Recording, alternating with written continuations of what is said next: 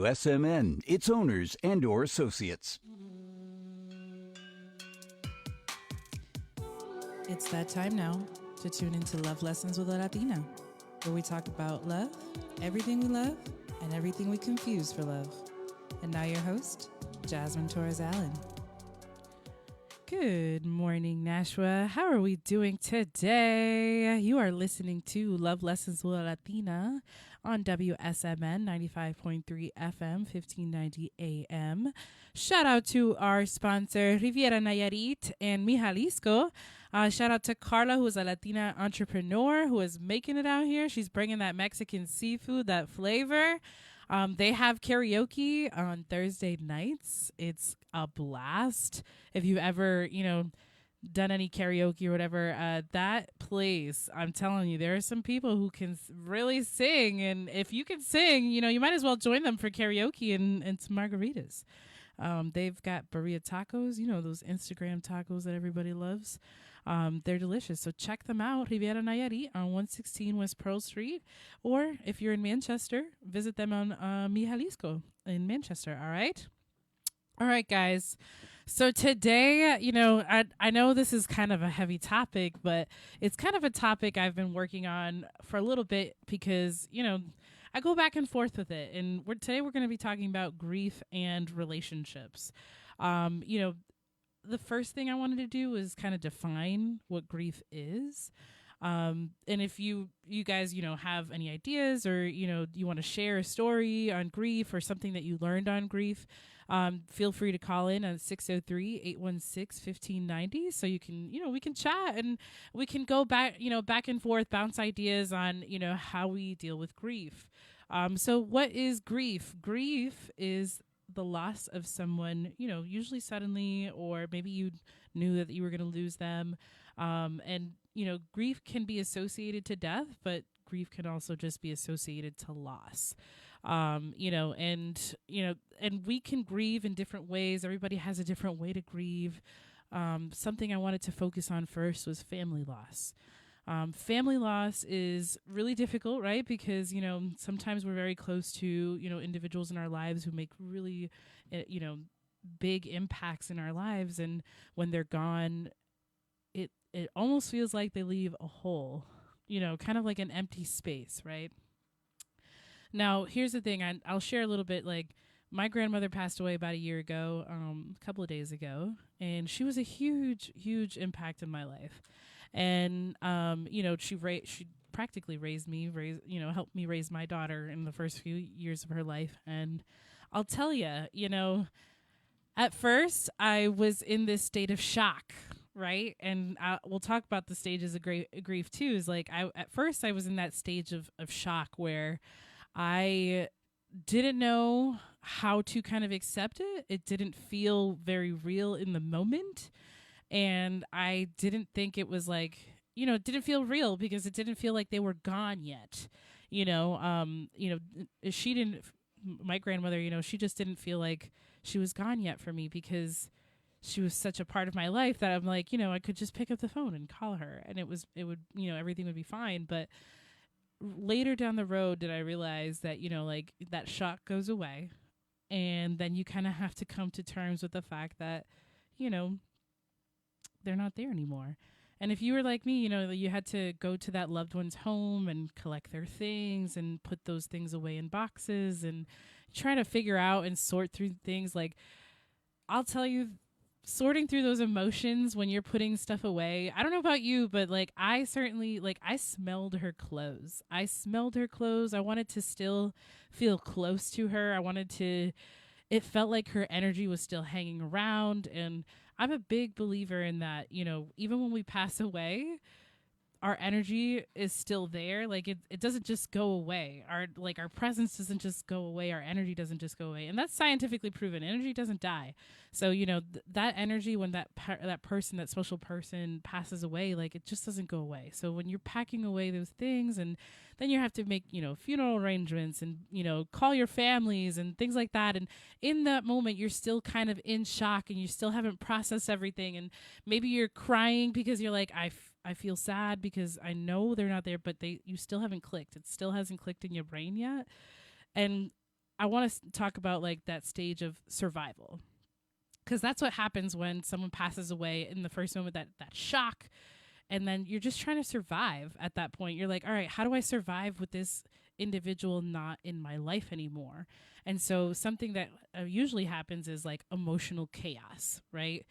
After everything's kind of come into your life, you've done the funeral arrangements, you've done everything, like all of a sudden now you're sitting with that grief, and the emotional chaos starts to kick in, and maybe you might feel triggered, or all of a sudden you're randomly crying, or all of a sudden you're coming to terms with an idea or a memory that you're holding on to. And so, like a lot of people, I tend to push my emotions aside or push them down deep, and like I personally, I don't enjoy crying. Even though it's such a vital part of, expressing emotion and getting emotion out of you, I personally don't enjoy crying. And I'm sure there are some individuals who are like, I hate crying too, Jasmine. Yeah, I hate crying. But it's so vital. And when we're in that survival mode of like trying to figure out how to live with that person, some of us are like, I just got to get through this, or I just got to get to the next day, or I just got to get to the next day. And at that point, you're in survival mode, and your body's in survival mode, and you're storing that trauma. And I know, sexy word, trauma. Sexy word is trauma. But, you store that emotional chaos in your body, and you can get physically sick from storing that emotional chaos in your body. And I know, like, when you hear me say emotional chaos, you're thinking like going off the rails and jumping out, like screaming and crying and things like that. And like that doesn't necessarily define emotional chaos. Emotional chaos can be something as subtle as like you got really angry with your kid, because they knocked something over, but it wasn't, about them knocking it over. It was really just that you were holding on to some sort of pain or resentment, and just triggered you to, maybe lash out. Or maybe like if you have a business partner, you have a partner, and they say something, and it triggers you, and all of a sudden you're crying, and you're like, I don't know why this is triggering me, but it's bothering me. And like, it's all that emotional chaos that we tend to bottle up and store in our bodies. And so, that's survival. That's trying to get through, the initial part of the grief, right? Now, I talked a little bit about family loss and having to deal with that. And, I think also a part of family loss that's really, really difficult is having to talk with with other family members about that family loss. I don't know about you, but I come from a Latino family, and like whenever death happens, it's like people come out of the woodworks, right? Death happens and people come out of the woodworks, and arguments happen, words are exchanged, or maybe it's on the flip side, and like all of a sudden you guys are all together and remembering memories of that individual, and things get heated, or like I know for a fact that like I've been through that like in my family, and that is incredibly difficult. That's also another part of dealing with grief and everything that comes with that. Now, I also lost a parent when I was very, very young. And sometimes grieving someone that you don't really know can be really difficult, right? Because I didn't get to know my mom. Like I unfortunately, she passed away where I was way too young to know who she was as an essence of a person. And what we tend to do sometimes when we lose someone is we romanticize them. And that was something I had a conversation with some wonderful young women last night, was that when someone passes away, we have a tendency to romanticize who they were. And that's really difficult, because we have to remind ourselves that each person is human, allowed mistakes, allowed emotions, allowed bad days. And when someone passes away, we tend to romanticize them because we feel obligated to only remember the good things, when in reality there were a lot of bad moments for them too. So yeah, that, I go into that because like that part is so difficult. Now, if you have had any experience, obviously you can call into the show and talk about it. Maybe you've lost a parent, maybe you've lost a grandparent, maybe you've lost an aunt or an uncle who's very close to you, and maybe you saw a version of grief that you were like, I don't know how that person is grieving. You know what I mean? I know for a fact, like, it bothers some people for me that, like, I don't cry. You know what I mean? And it's not okay to get angry at someone for the way they grieve. And it's also not okay for you to judge how emotional a person is allowed to get over a grief. Yeah, Oscar, yeah. First off, amazing topic because everybody deals with grief much differently, right? But what would you tell that individual that is, feeling for somebody that has lost a significant other, but you're noticing that they're not grieving like you would grieve, and you just feel for them, and you're afraid that one day they might just like lose it, or every time like there's a lot of people that suffer in silence, Right. and that are going through a lot in silence, right? And then there's extroverts and introverts, right? In situations, especially when it comes to grief and losing a significant other. But how would you deal with somebody that that they're in pain, but they're just not expressing it, and you're afraid to kind of approach them? Sometimes you're like shaking it, and it's like you go up to them and saying like, "This is tragic. Why are you so composed?" Mm-hmm. You know? Yeah, and that's the thing, is that like everybody, like I said, everybody deals with it differently, and I always say like don't rush someone, especially if like you feel that like that they're holding their composure too well, in a death, and it's not fair to like hold them to like, you should be crying, you should be screaming, you should be down on your knees and hoping that like they're grieving in that way. I'm just not as emotional. I'm as not you as are. much exactly that, and in that moment, like I spoke about earlier, right? They might be still in shock, and that's a stage of grief too. Is that shock where they haven't allowed themselves to be able to process death. Now, some people experience so much death in their lives that they actually become used to it, and so when they confront death, or like, or maybe you don't know them that well, and then seeing them through that first time grief process, and you're confused, and in reality it's just that someone can still be in shock. And so for that per individual, that could later come out. Like for me, I know that when my grandmother passed away, the grief didn't come till way later. And that's why I say like, I say these in my lives and my readings and stuff, grief comes in waves and you got to ride the wave. You know what I mean?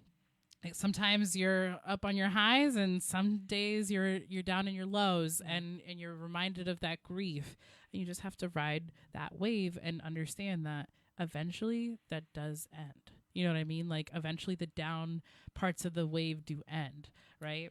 Now, I want to talk a little bit about relationship loss, right? Sometimes we lose a significant other.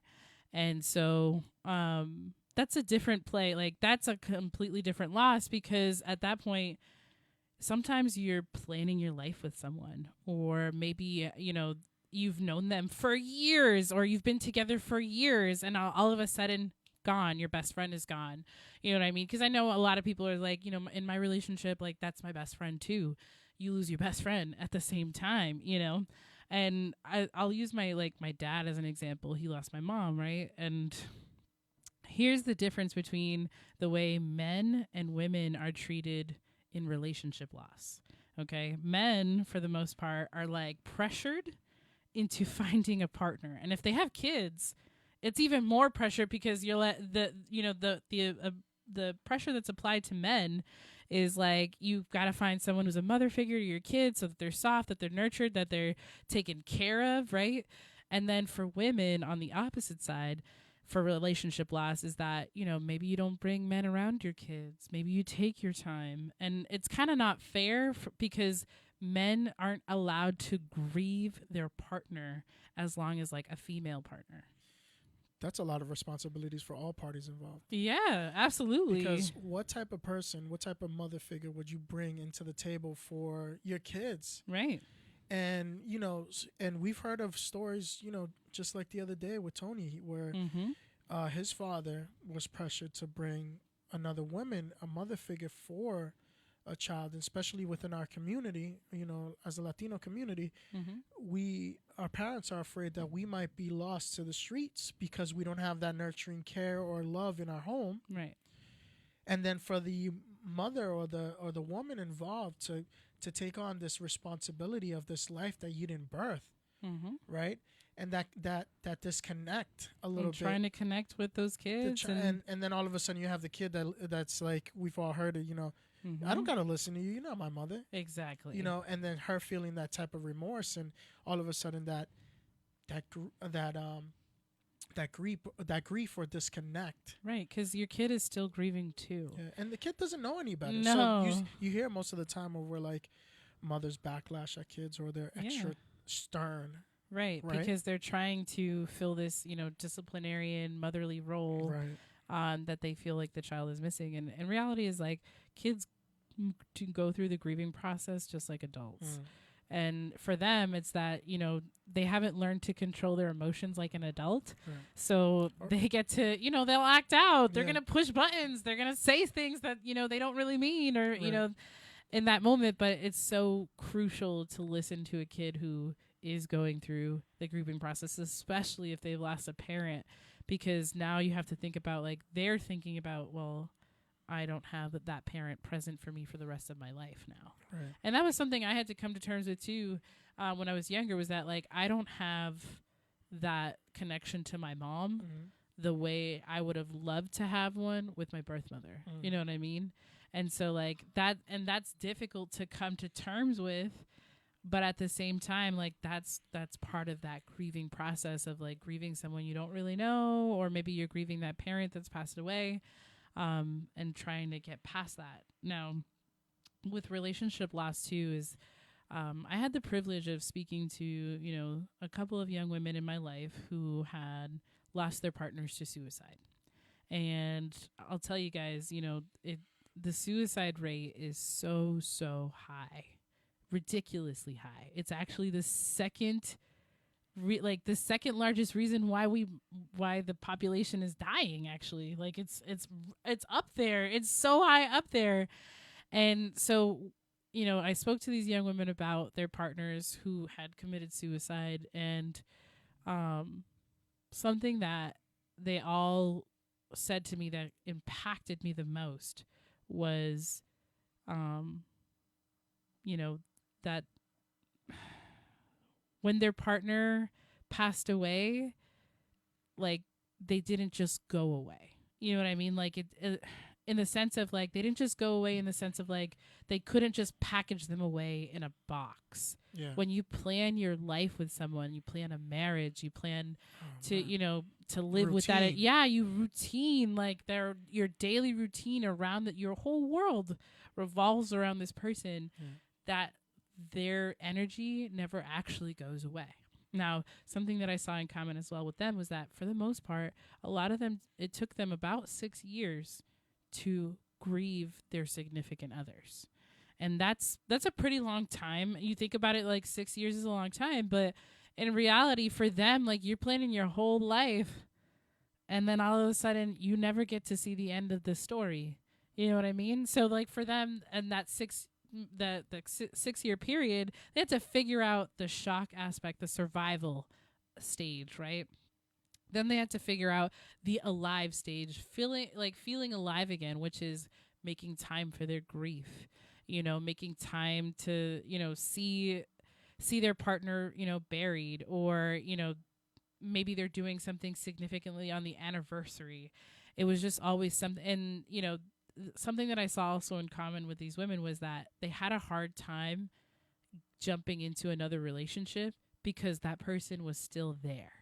You know what I mean? Yeah. And so a lot of them would jump from relationship to relationship to relationship to fill a void versus, jumping into a relationship because you really wanted to start a relationship again. It's kind of similar to grief without actually physically losing somebody. Right.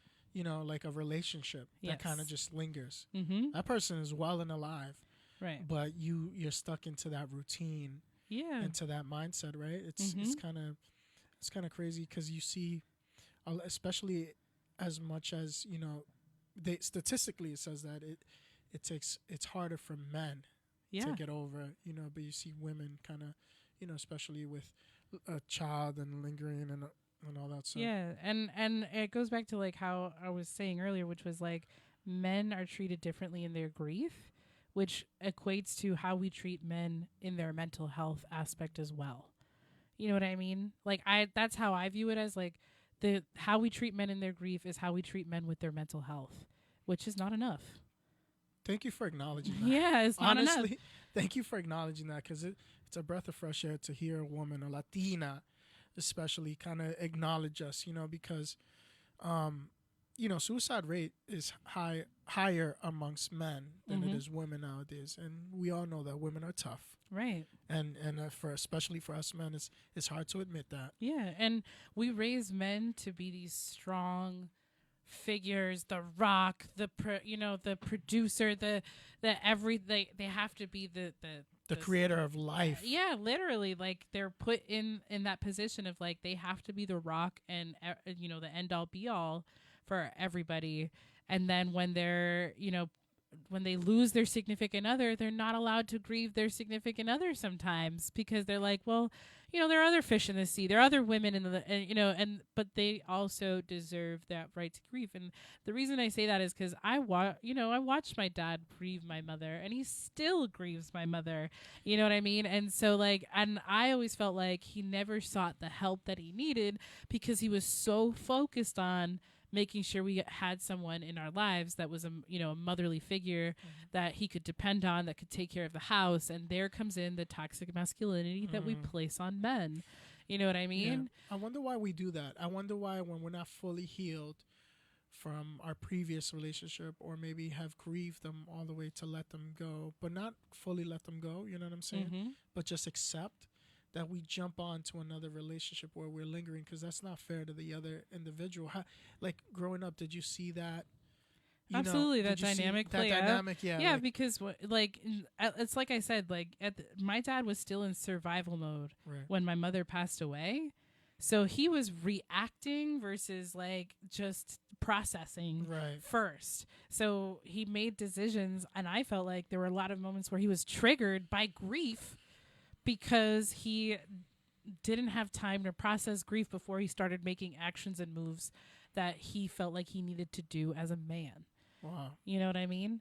But, and then you flip it on the other side, is that women aren't allowed to grieve as well, too, because the young women that I spoke to all had something in common, which is when they jumped into these other relationships, was that the other partner could not handle the amount of grief that they were going through, or the fact that they were still grieving that partner, right? And I can't help but think that like sometimes there's that male ego of like, I need to be the only male in your life, and in reality, like that female is not able to fully grieve that individual in the way that they would like to, because they're trying to please that new partner that's come into their lives.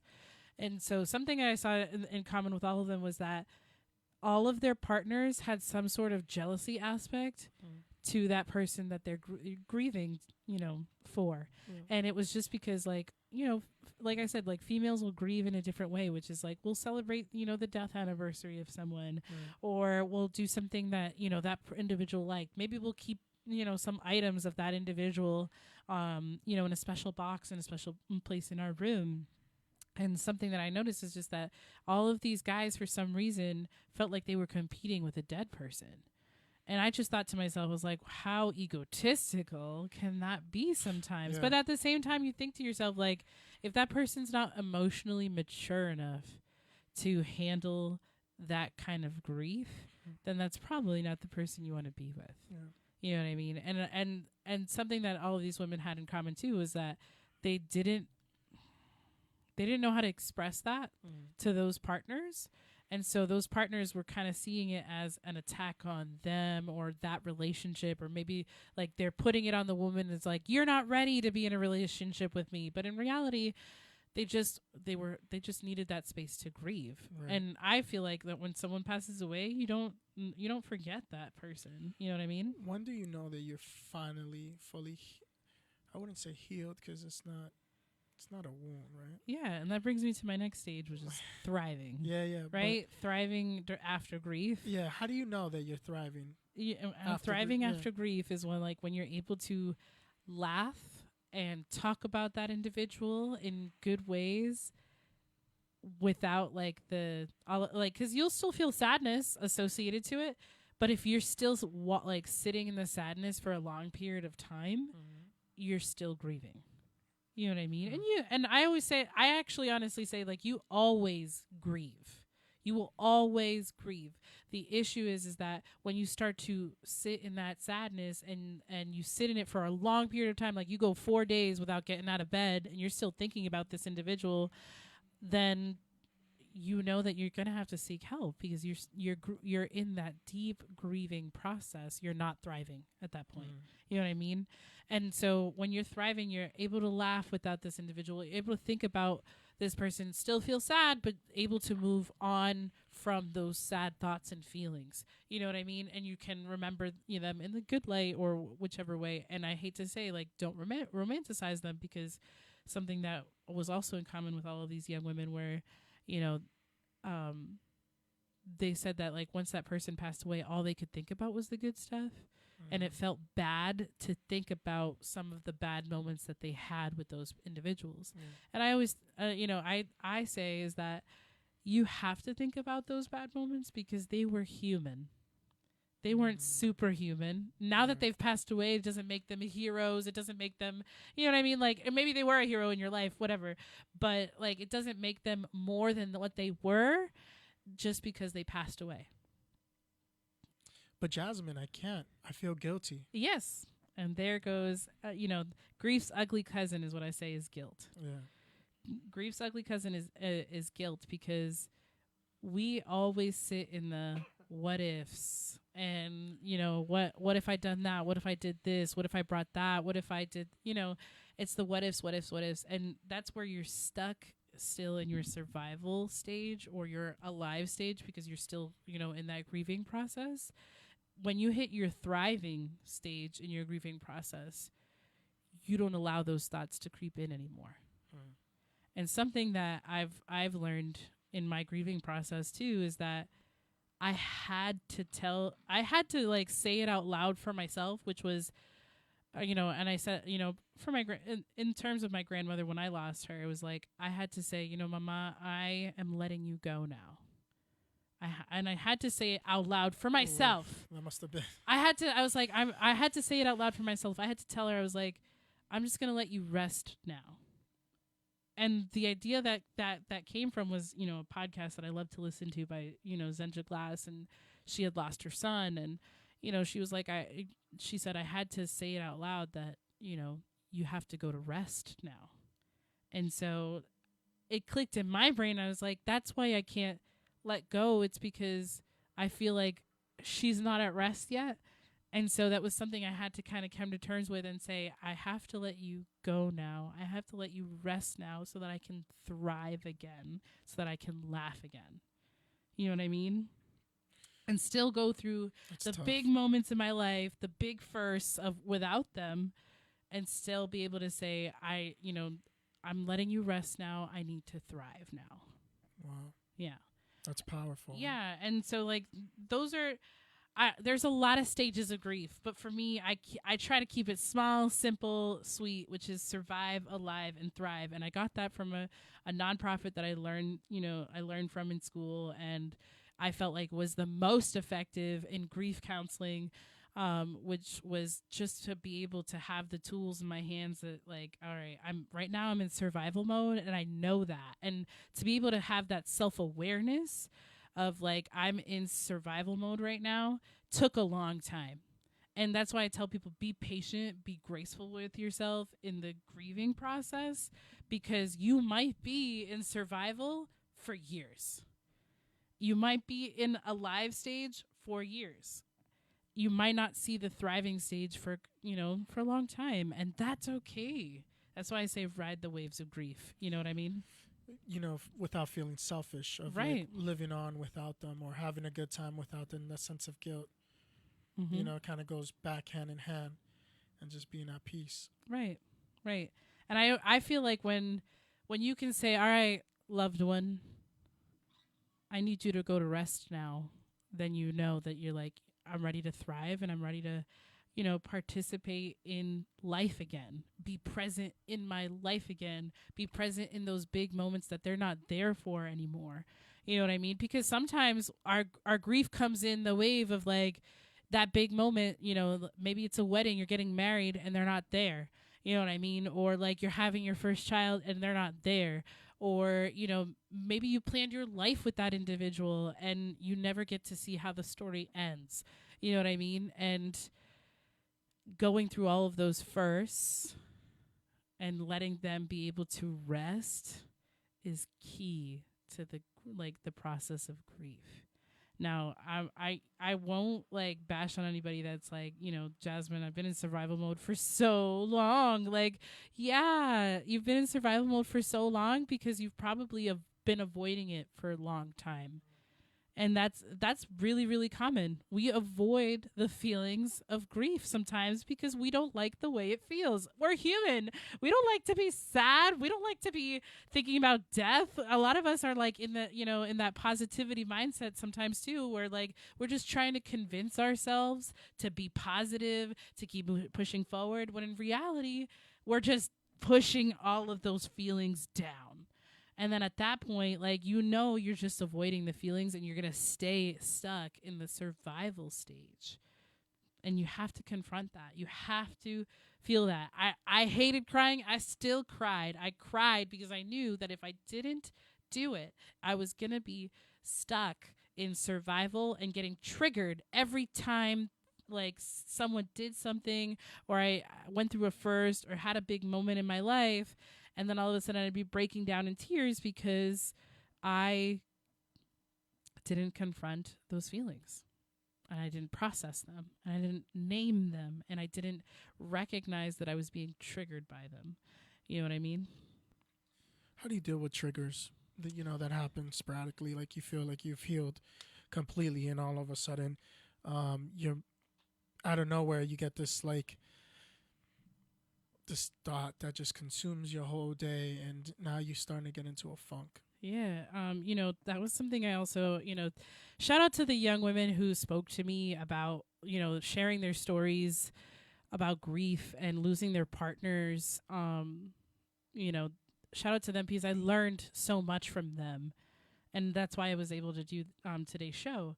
And something that one of the young women brought up to me was that like something that triggered her often was when someone didn't allow her to talk about that individual. And here's the thing is that like if someone is grieving, you have to allow them the space to talk about that individual who's passed. Doesn't matter if it's a year's passed, 6 years have passed. If you don't allow that individual to be able to express and talk about that person who's passed on, that could trigger them. And so, like some of the young women that I spoke to, they were like, sometimes my family members would get sick of like listening to me talk about this person who's passed away, or, some people have even lost friendships as a result of going through their grieving process because they didn't know how to handle their grieving process.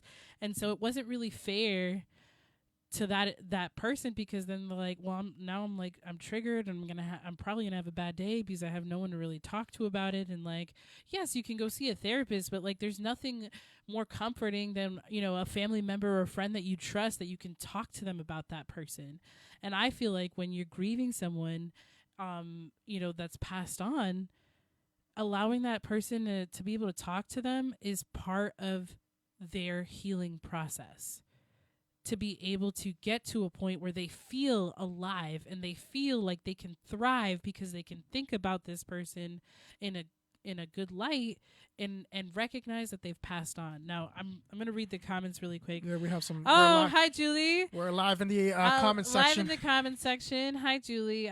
We actually Julie is also one of the inspirations for this episode. He is on Wicked Healthy Radio on Mondays.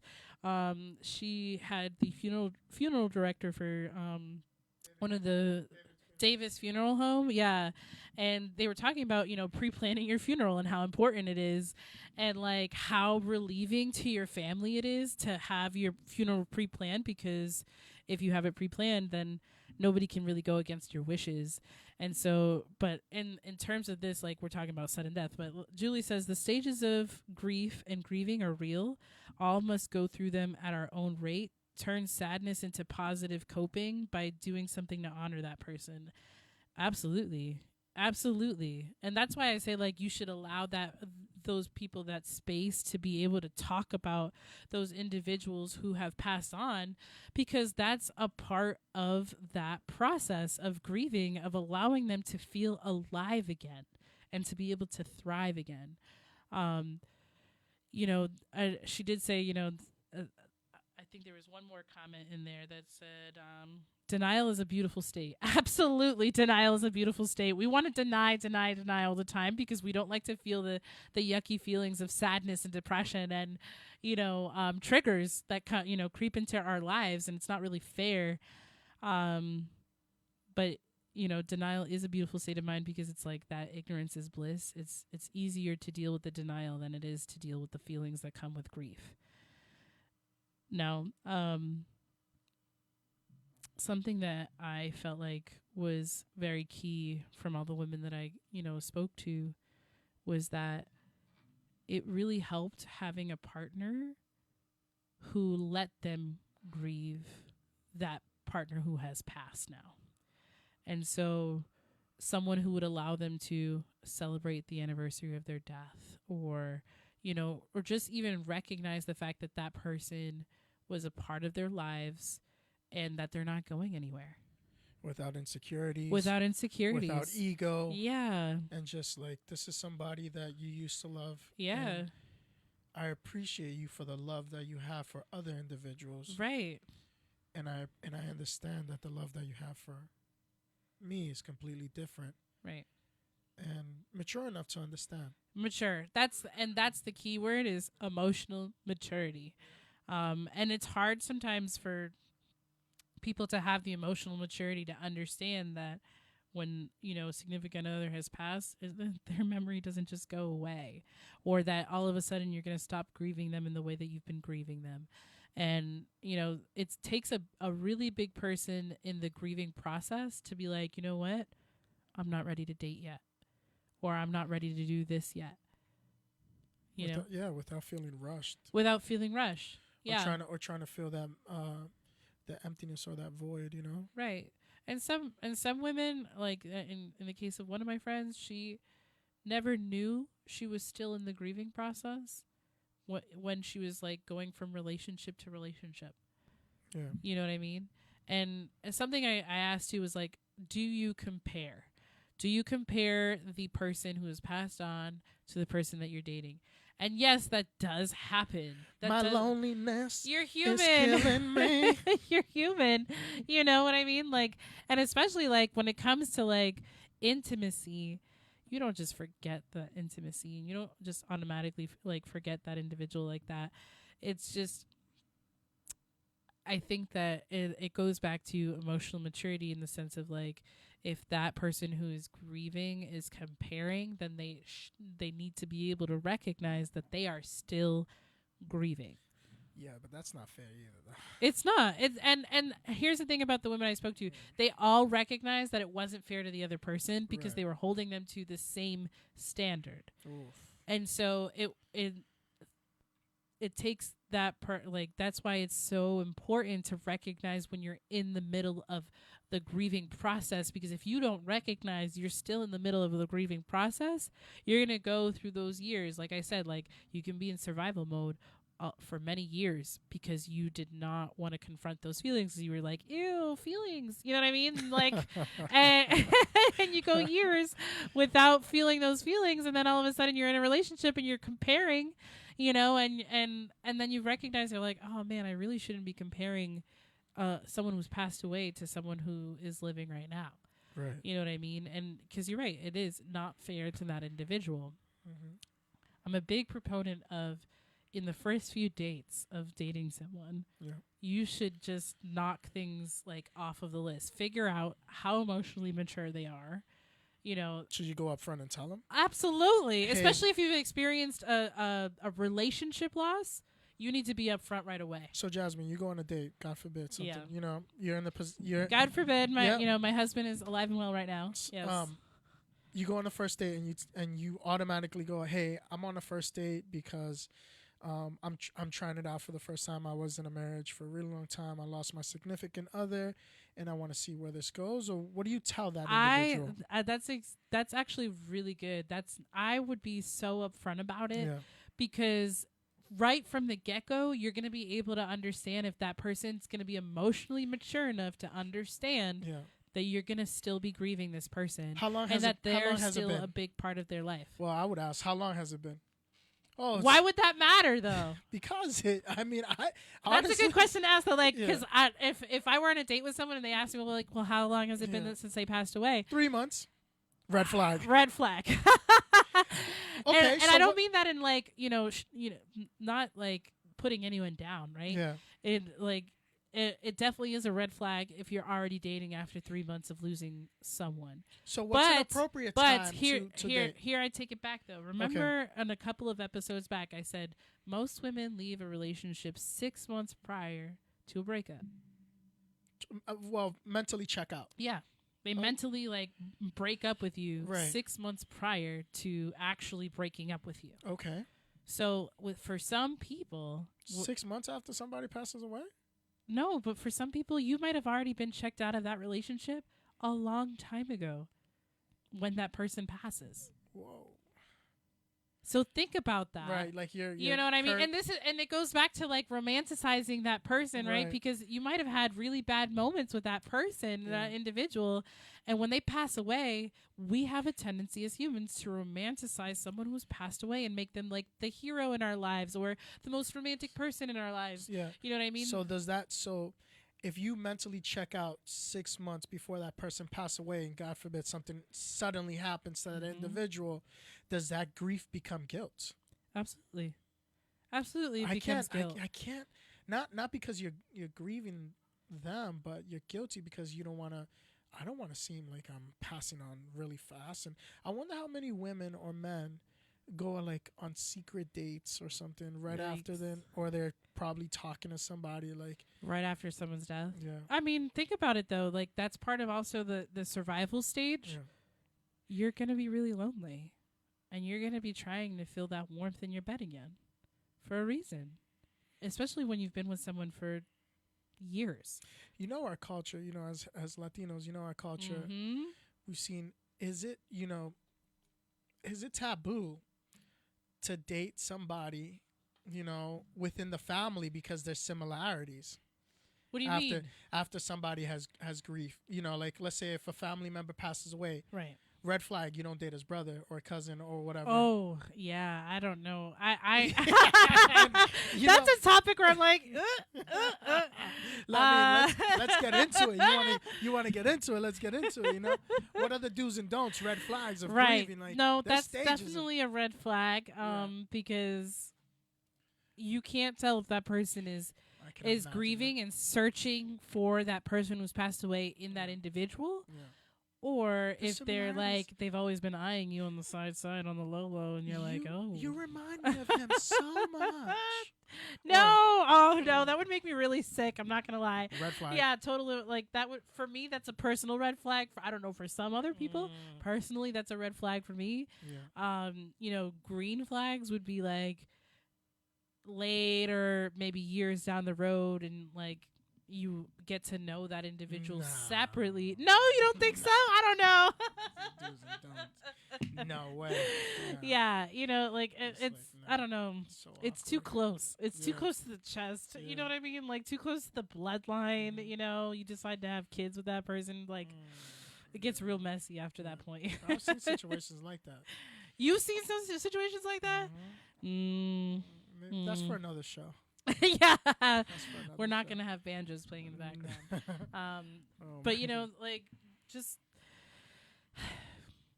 like I said, with grief, I like to just keep it really simple and really straightforward. It's the stages for me would be like survive, alive, and thrive. And it's you have to be able to recognize your triggers and become more self-aware when you're in survival mode.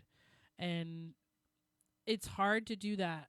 It's really hard to do that, and that takes work because that means that you're going to have to process your emotions. It means you're going to have to name them. You're going to have to recognize your triggers, and you know, you might be stuck in survival mode for a while. And then when you're feeling more alive, where you feel like you're in a space where you can be able to celebrate that individual, when you feel like you can take a breath or you know,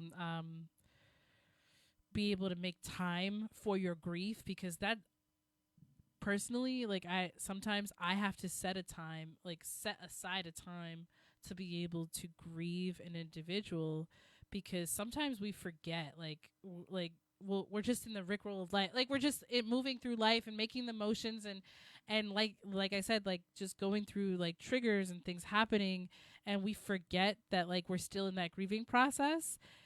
Make time to grieve. Make time to grieve that individual, to do something special, to be able to allow yourself to not only just put that person to rest physically, but put them to rest in your mind and in your heart as well, so that you can be able to thrive. What happens if you don't have the courage of packing up their stuff? Like, I'll tell you, like, packing up someone's stuff after they've passed away is incredibly difficult. Especially because, like, sometimes we can't even stand smelling, like, the smell of that individual, because you're like, oh, I have to deal with those feelings. Those icky feelings are coming up. You know what I mean? And we hate that part too, naturally, as humans. Now, here's something that I realized, and now I've become like sort of a minimalist in, is that we collect a lot of crap. Like we hoard a lot of things, like physical things in our houses. And then when we pass on, or we don't expect to pass on, or you know what I mean, and like all of that stuff gets left behind, and then your family members have to dig through it and, you know, kind of process getting, not only that, but like sometimes you have to give stuff away. You know what I mean? Because you're like, I don't have space in my house for it, or like I just can't look at it anymore. And that, I feel like packing away someone's stuff is so important to the grieving process, because it's a physical way, not just by like burying that individual, but it's also a physical way to be able to put that person to rest as well. Here's the thing. I don't think that us guys are hoarders. I don't think us guys are hoarders. I think that the wives hide everything, and then we forget. And then Megan. Oh, Megan. And then we forget that we had it, and then all of a sudden, did you see where that thing went? It's just like, it's been right here the whole time, and no, you guys hid it from us. So. I'm just kidding. My wife's eyebrow just went up. You find it in the next life. Oh, man. No, That's but a like joke. we hoard a lot of stuff, and it's the reason why I've become a minimalist. And like, even like in my decor in my house, like it's not a ton, because like I just realized to myself, I'm like, we don't take those things with us. You know what I mean? Like we don't take those things with us, and so like, I just feel like when you put away certain things, like you're also physically putting that person to rest as well. Now, something that I learned that was really, really key recently in on Wicked Healthy Radio too, was that you can carry. Shout out Julie. Yeah, shout out Julie. She just went. Yeah. Whoopers, Oscar. I kid. Yeah, but you know, is that you can carry someone's energy through their clothes as well. You know, I kept my mother's clothes. She was very young at heart. She dressed very young for her age. And so, like, she often gave me hand-me-downs. I was the youngest. I always got hand-me-downs. And, you know, she often gave me hand-me-downs. And I ended up with a lot of her clothes. What I didn't realize was, like, I couldn't figure out why I was in the middle of a funk, why I was still in my survival stage. Was because I was wearing her clothes on a daily basis because I was trying to keep her memory alive. And like, if I felt like if I didn't keep her memory alive, that like she would all of a sudden disappear. And that was something that when I spoke to those young women, they all said the same thing. It was like, if they didn't think about that person or did something or wore their clothes or wore that necklace, whatever, that all of a sudden that their memory would disappear. And that's not how that works. But in that moment when you're grieving, it feels that way because that's where the guilt comes in. You get guilty because you feel like if I don't remember them in this way, then their memory goes away. And that's not really fair because then what I ended up doing, thanks to Julie, was that because she had someone on who does feng shui in like clothing and stuff, which was really dope. Andrea Dupont is the woman.